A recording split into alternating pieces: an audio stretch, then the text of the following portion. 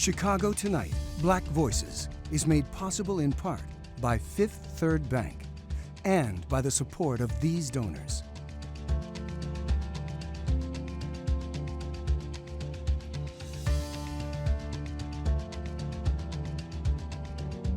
At Fifth Third, we believe when diverse voices are heard and empowered, communities are made stronger, lives are made better, and the future holds greater promise for all. That's why we're proud to support Chicago Tonight Black Voices. Together, we can make a difference. Together, we can drive change.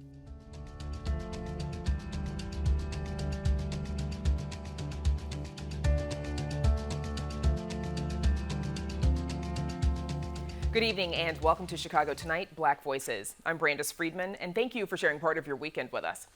On the show tonight, 26% of Black Chicago public school students experience homelessness during their time at the district. New research on the impact of housing insecurity on students. People with HIV are now protected from legal action now that an old Illinois law has been repealed. Hear from advocates who fought for the change. Chicago's beloved Bud Billiken Day Parade was yesterday. So who exactly was Bud Billiken? Jeffrey Baer quizzes a few Chicagoans for the answer. This is a highly industrial area. And biking on the city's southeast side, how a South Deering program is raising awareness about transit barriers in the area. First off tonight, 1 in 7 Chicago public school students experience homelessness during their time at the district. That's according to a recent study by the University of Chicago's Inclusive Economy Lab. Researchers found that Black students disproportionately feel the impacts of this, with 26% of them experiencing homelessness compared to 4% of Hispanic students and 2% of white students. Joining us to discuss the data and how teachers and staff can support students are Liz Dozier, founder and CEO of Chicago Beyond, and Carmelo Barbaro, Executive Director of the Inclusive Economy Lab at UChicago. Thanks to both of you for joining us on Chicago Tonight Black Voices. Liz, let's start with you, please. Before we get into the data from the study, first explain some of the various forms of homelessness that can happen for students. Yeah, so homelessness is a much more common experience among CPS students than previously recognized. And students who are enrolled in CPS for at least 4 years, we know have actually a 1 in 10 chance of experiencing homelessness. And students who are experiencing homelessness are overwhelmingly Black. They're living doubled up, and they're at risk for decreased GPA, attendance, and honestly, the high school graduation. So this is very serious. I was a principal, roughly almost 50% of our students at the school at one point qualified to be a part of the students in temporary living situations. And this can look like students living, again, doubled up. It can look like students couch surfing. It can look like students living in shelters. We know that just having a safe and stable home is a basic need for our young people, and whether it's homelessness, unstable housing, or just the unavailability of just affordable housing in general, it just affect our young people's future, their earning potential, their health, coupled with, not to mention, which the report talks about, this trauma, this physical and mental health, and the fatigue that comes with those many experiences. Right. And we know that the combination of that disinvestment in structural racism has actually created those conditions. So there are things that we can begin to work on to help mitigate these issues. Right, and I definitely want to get to that because it sounds like, homelessness, it's not just living on the streets or in an encampment. Like you said, there can be students doubled up, couch surfing. Carmelo, what did the study find about the prevalence of housing instability for CPS students? Well, as you noted and as Liz noted a few moments ago, I think we were really surprised to learn just how prevalent an experience this is in CPS. But also really troublingly, the very, very disproportionate impact on the city's Black community. So we never imagined when we began our research that we would find that 1 in 4 Black students would at some point during their time in CPS experience homelessness. So that was, I think, one big shocking realization. But a second thing that we learned through our conversations with students and families, principals, school liaisons, is that these students really want to be engaged in school. They really value learning. They can talk in a really compelling way about the ways in which going to school will benefit them and their families in the long run. But then the third thing that we saw, which was, perhaps unsurprising, but still nevertheless should be a call for action for all of us, is that, these outside of school factors end up impacting students' experiences in school. So, students talked about the stigma that they felt coming to school, with their classmates knowing that they were homeless or maybe sort of not dressed in the way that they wanted to be dressed. They talked about the challenges sort of getting to school on time and consistently. And when we actually look at the data and we control for prior attendance and educational attainment, we do see that experiencing homelessness for the first time has a significant negative impact on both attendance and grades. And so there's a way in which, the housing insecurity that students experience can actually kind of perpetuate some of the disparities that exist in our city. So Taishi Newman is a mother of 3 CPS students who have experienced homelessness while attending school. At the time, Newman and her children lived with her cousin. Here's what she said about how this impacted her children. The impact they had was only because when it's time to learn, do their homework and stuff, it's much harder when you have to keep your thoughts to yourself about why my mama can't buy my paper and why I have to borrow paper from my cousins. Carmelo, you just addressed this a bit, but what did you find about the impact of housing instability on student success at school?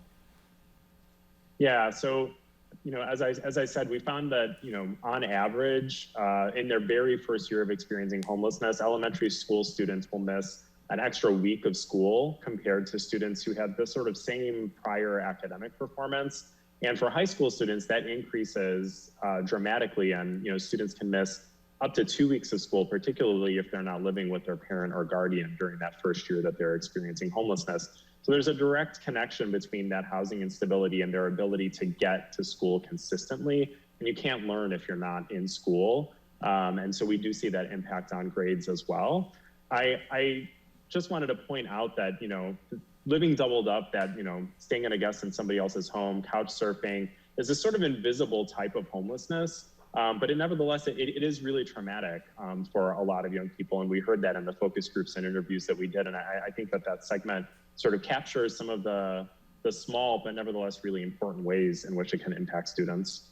Liz, we know that you were the principal at Finger for 6 years, and you just mentioned that, at some point, about 50% of your student population there had experienced or could experience homelessness. How do you see homelessness impact your students, or how did you see it impact your students when you were principal? I mean, it was exactly what that parent, laid out a second ago in that clip. It's everything from, a child feeling less than as they're in the classroom, feeling a sense of shame, why they can't have, why they don't have the particular things that maybe other students have. But also I saw it affect academic outcomes. That's why it's so important for schools, and there have been schools across the city, and even Chicago Public Schools as a whole has really taken a stand at destigmatizing the homelessness status. And the report that the Inclusive Economies Lab just put out really details is the importance of destigmatizing the homeless status, knowing our young people, knowing their stories, like who they are, what's happening in their lives, and really sweating the small stuff, meeting the basic needs of our young people. That just cannot be underestimated. As we think about the school really being a lighthouse for our young people and our young people's families. Carmelo, as we heard earlier, homelessness has disproportionately impacted the Black community. Why such a stark disparity there? Well, while we were surprised initially to see the very, very high rates of homelessness experienced by the city's Black community, it wasn't surprising sort of in context. The Black residents in Chicago have been excluded from economic opportunity and wealth building opportunities for decades. Black mothers are much more likely than other groups to experience an eviction, and an eviction record is often held against you when you go to secure your next apartment.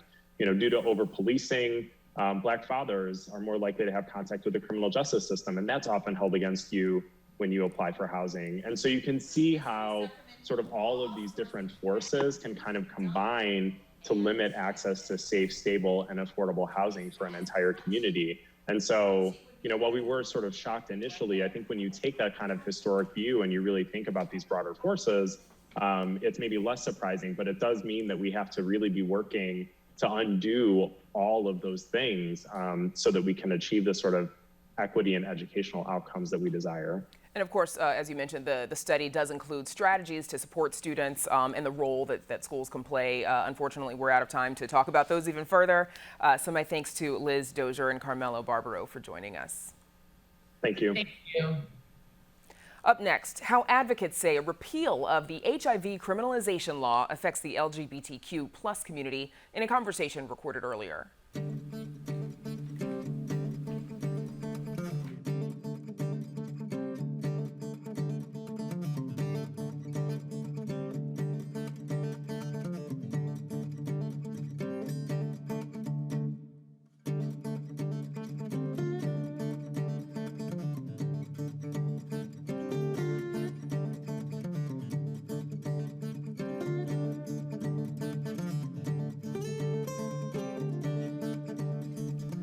People with HIV can no longer be criminally prosecuted for exposing someone else to the virus without their knowledge. This makes Illinois the second state to repeal such a law, this one from the 1980s, making HIV exposure a felony. Advocates say the law discouraged testing and treatment for HIV and that this repeal is long overdue. Joining us now with more are Timothy Jackson, the Director of Government Relations with the AIDS Foundation Chicago and the lead lobbyist of the bill's repeal, and State Representative Carol Amons, a Democrat who sponsored the bill. Thanks to you both for joining us. So Timothy, let's start with you, please. What was your reaction to the governor officially signing this bill last week? Thank you so much for having us. Emotions were all over the place, to be completely honest with you. As a person living with HIV for nearly 12 years, there was anxiety, there was joy, there were a couple of tears, but mostly it was really a weight lifted off of my shoulders and for shoulders of people living with HIV across Illinois, that they won't have to worry about their health condition being weaponized against them. And so for that, I am eternally grateful to Representative Ammons and Senator Peters and Governor Pritzker and others for their work in advancing this legislation. And Representative Amons, why did you want to be a part of this legislation? I think Timothy really expressed that, and thank you so much for having me on about this bill. This bill really reflects something that shouldn't have been on the books in the first place, but we needed to correct the wrong of the historical record when it came to people living with HIV.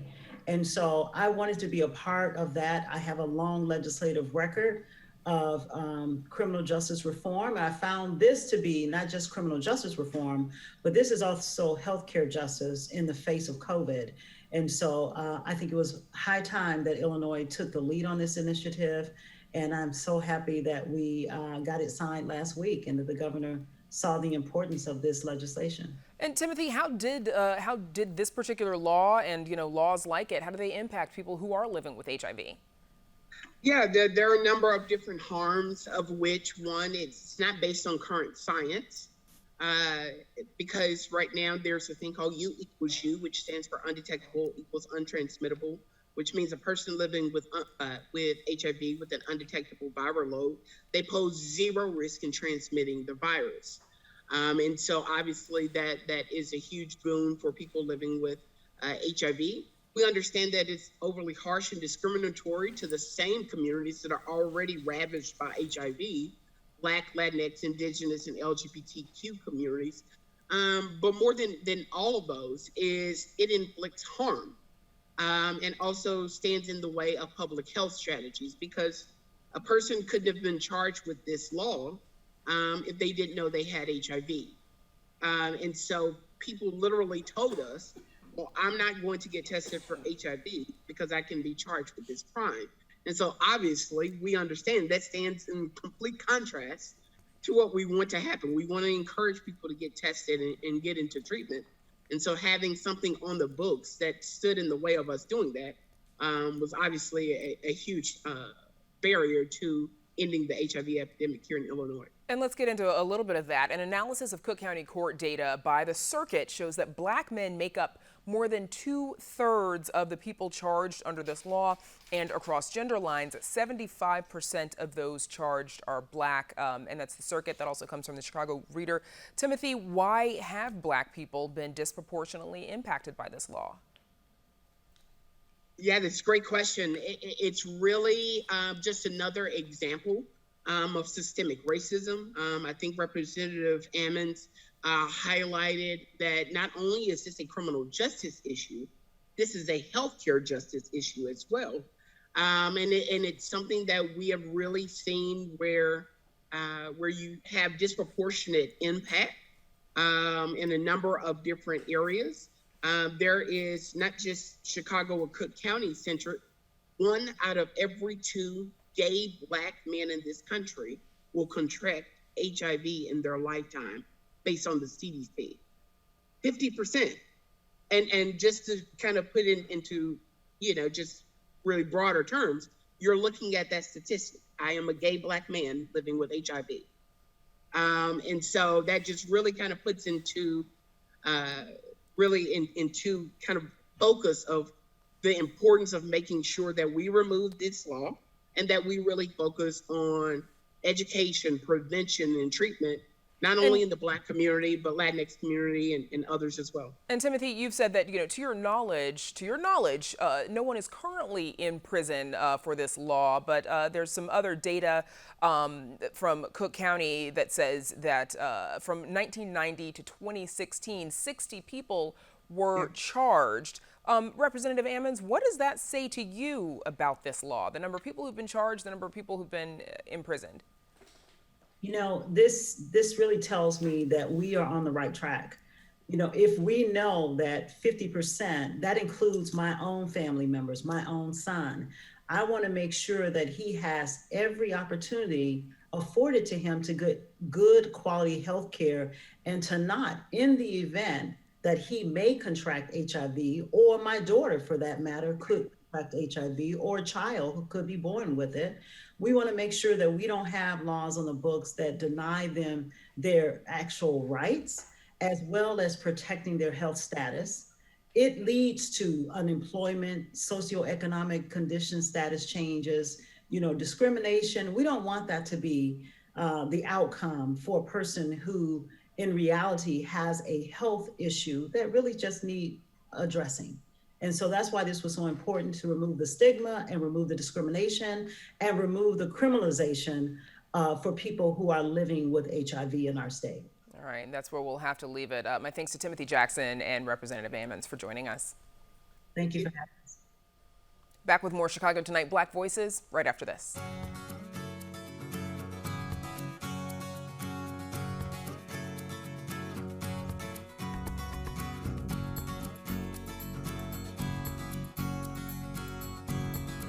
Chicago's southeast side has long been an industrial area, and this has drawn criticism for its impact on the environment and residents' health.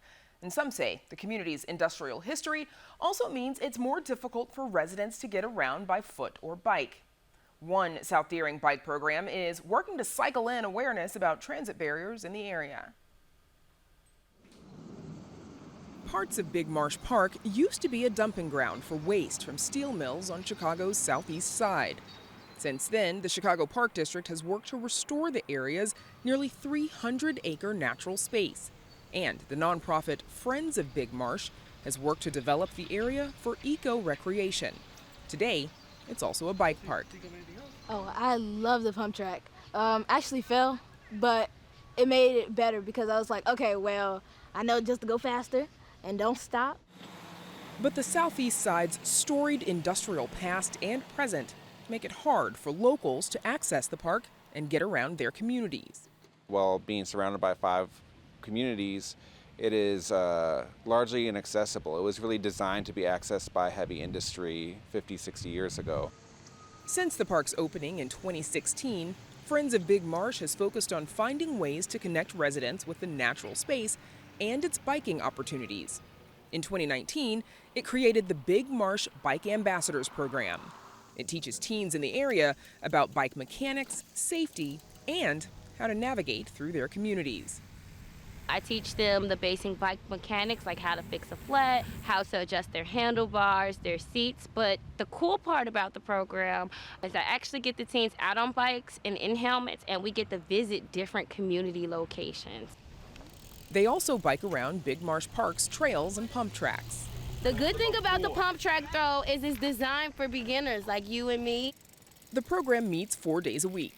to online and to in person as it transitions from a completely virtual program last summer amid the coronavirus pandemic.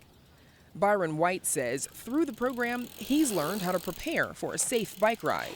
You don't know what you're gonna expect when you're riding a bike. You might think your bike good, and tire might pop, gear might stop.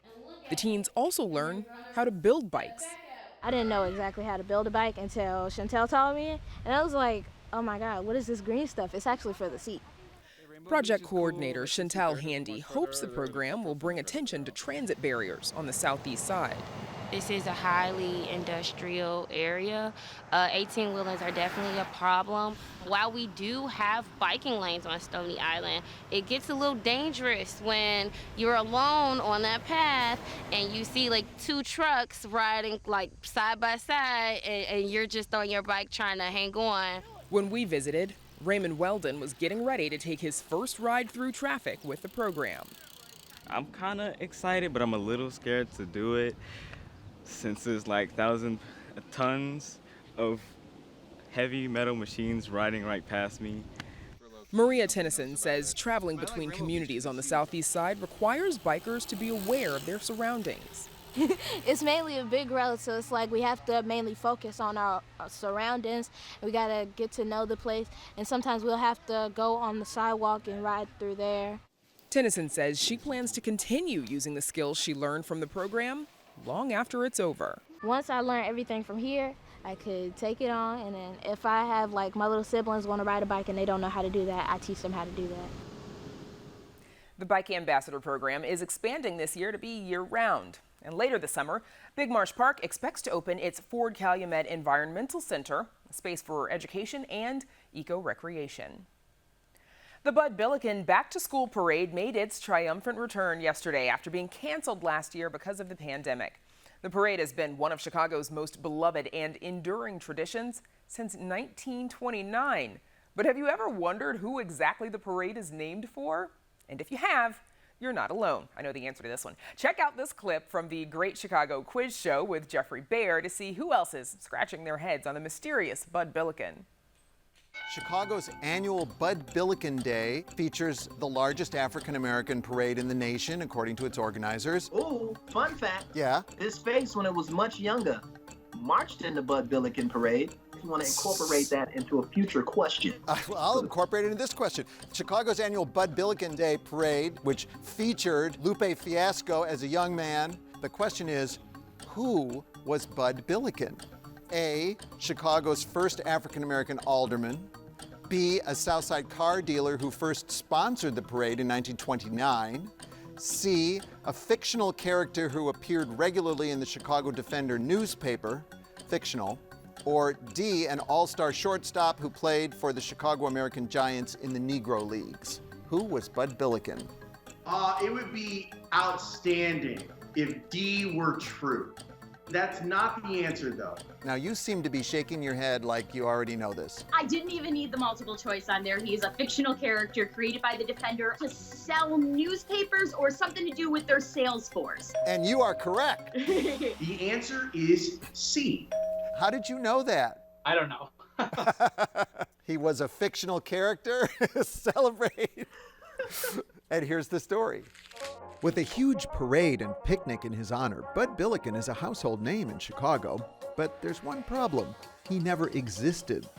Bud Billiken was the fictional mascot of a kids' social club started by the legendary Chicago Defender newspaper. But where publisher Robert S. Abbott actually got the name from is a little bit of a mystery. We know this. A Billiken is a chubby elf with pointy ears and a mischievous smile, thought to be the protector of children. Although some say the Billiken originated in China, it was really dreamed up in 1908 and patented by a Missouri art teacher. The Billiken may not have come from China, but a Southside Chinese restaurant had one on display. And legend has it, Robert Abbott saw it and decided it was the perfect character for the paper's regular kids column, with the addition of the nickname Bud. The Bud Billiken Club became so popular among Chicago's black youth, Abbott decided to stage a parade in 1929. Almost a century later, the annual Bud Billiken Day Parade claims to be the largest African-American parade in the nation. So while Bud Billiken himself might be fictional, his spirit marches on. Answer was C. I knew that. And check out our website for more on the Great Chicago Quiz Show. While you're there, you can quiz yourself on Chicago history, architecture, sports, and more. That's at WTTW.com/quiz. And that is our show for this Sunday night. Be sure to check out our website for the very latest from WTTW News. And join Paris Schutz and me this week at 7 on Chicago Tonight. Congressman Rodney Davis on the infrastructure bill coming to the House. And after years of planning and lawsuits, the Obama Presidential Center is expected to break ground. And we leave you tonight with footage of the 1955 and 1969 Bud Billiken parades from our archives. Look closely, you might spot a few familiar faces. Now, for all of us here at Chicago Tonight, Black Voices, I'm Brandis Friedman. Thank you for sharing part of your weekend with us. Stay healthy and safe, and have a good night.